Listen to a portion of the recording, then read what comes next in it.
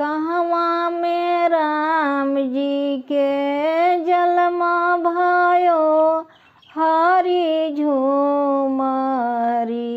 अब कहवा में बाजेला बधाव हो खेलब हरि झूमरी। अब कहवा में बाजेला बधाव हो खेलब हरि झूमरी।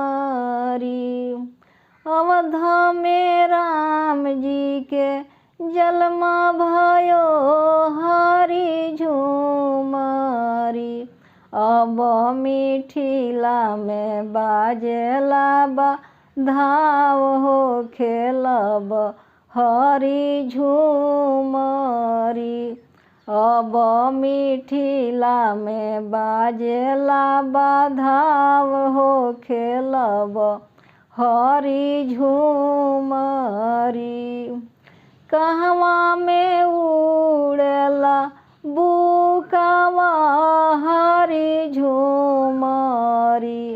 अब कहवा में उड़ेला अबीर हो खेलब हरि झूमरी।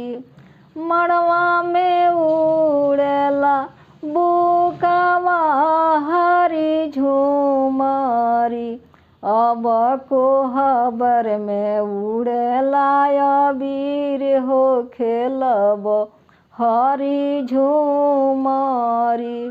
अब कोहबर में उड़ेला अबीर हो खेलब हरि झूमरी।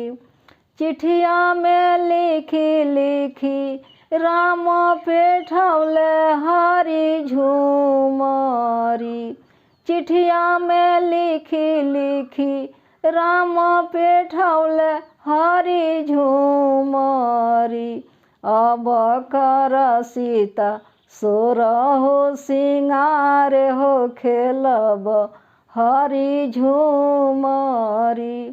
चिठिया में लिखी लिखी सीता पेठौली हरि झूमरी।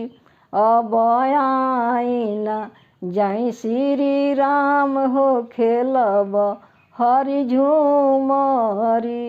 अब आईना जाई श्री राम हो खेलब हरि झूमरी। कहवा में राम जी के जन्म भयो हरि झूमरी।